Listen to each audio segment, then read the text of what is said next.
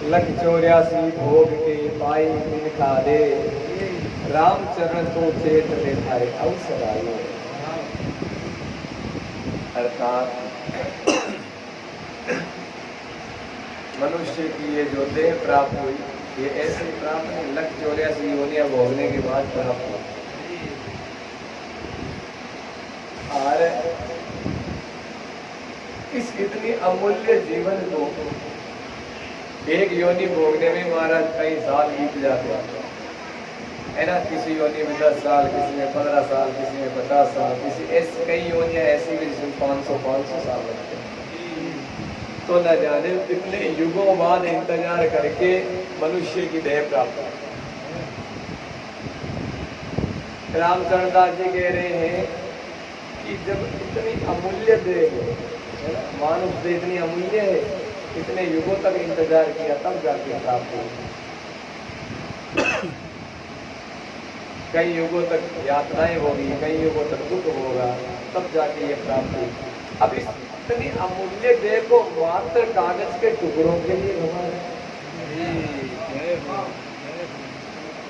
इससे बड़ी तेरी मूर्खता क्या हो। इसलिए मना मुख राम रखे दे रहे पढ़ो नित्य राम जी के नाम का गुणगान कर, उनका भजन कर।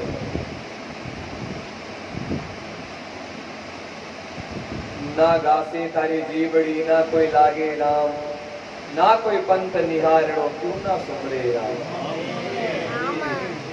जगत में राम जी का नाम लेने के लिए कोई विशेष जतन करने की आवश्यकता नहीं। अगर राम राम करे तो कहीं जीभ घसीटेगी ना। गासे तारी जीभ नहीं घसीटे, ना कोई लागे दाम, कोई रुपया पैसा नहीं लागे, ना कोई पंथ निहारणो, ना कोई पेंडो करणो भी नहीं पड़े। राम राम करण वास्ते कहीं पैदल जावड़ो पड़ेगी। इतना सरल सुलभ राम जी को नाम है, पछ भी ने क्यों नहीं लेगा। ज्यादा समय की बात नहीं है, अगर भजन नहीं करे,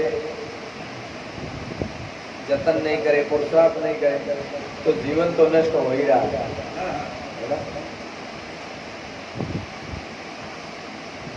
काया माया पावनी और कन्या गर्भ होई, राखी ओढ़ी रेवे नाई छोड़े पत होई। काया माया और पावना और कन्या ये ज्यादा दिन घर में नहीं दिखती है ना। इन्हें जबरदस्ती भी घर में नहीं रखा जा सकता। काया को आप कितना भी सुदृढ़ कर लीजिए, कितनी इसकी सेवा कीजिए, फिर भी ये शरीर एक दिन बूढ़ा होगा ही है ना। कबीरदास जी कह रहे जैसे चूड़ी कांच की वे सीनर खरीदे, जतन करंता जाओ सीधे अरबज लाओ। जिस प्रकार कांच की चूड़ी उस प्रकार भी खरीदे है ना। एक छोटा सा एक्सीडेंट होता है, महाराज फटाको बोल दिया खाई नहीं। एक छोटी सी बीमारी लगी, हॉस्पिटल लेके वहां जाके पता चला सीता रहा। इस काया का कोई भरोसा नहीं है कब तक चले है ना। तू मूर्खतावश अज्ञानतावश उसे अपने अकर्मों में गमा रहा है ना।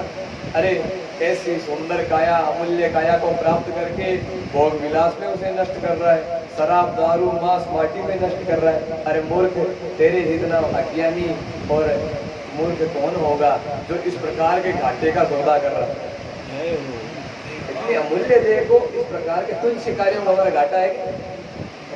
अरे भोग विलास तो अन्य अन्य योनियों में भी करेगा, पशु पक्षी बढ़ेगा तब भी भोगेगा ही ना। ये मानव देह भोग विलास के लिए प्राप्त नहीं हुई है।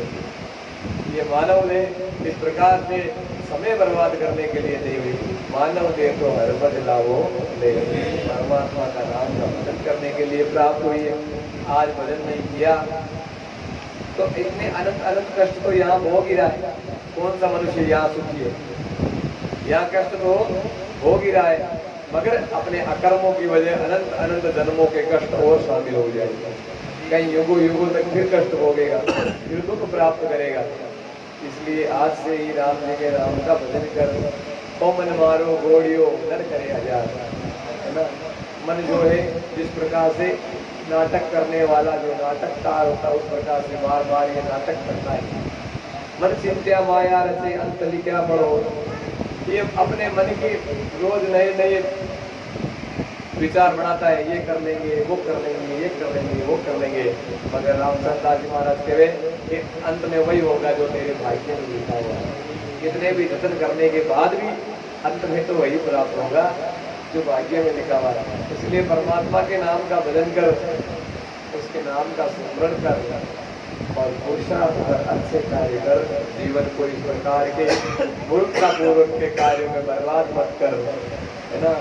तेरी काया दिन दिन नष्ट हो रही है, समय हाथ से निकल रहा है, इसलिए आज से जतन कर, परमात्मा का नाम का भजन कर। बोले सच्चिदानंद भगवान की जय।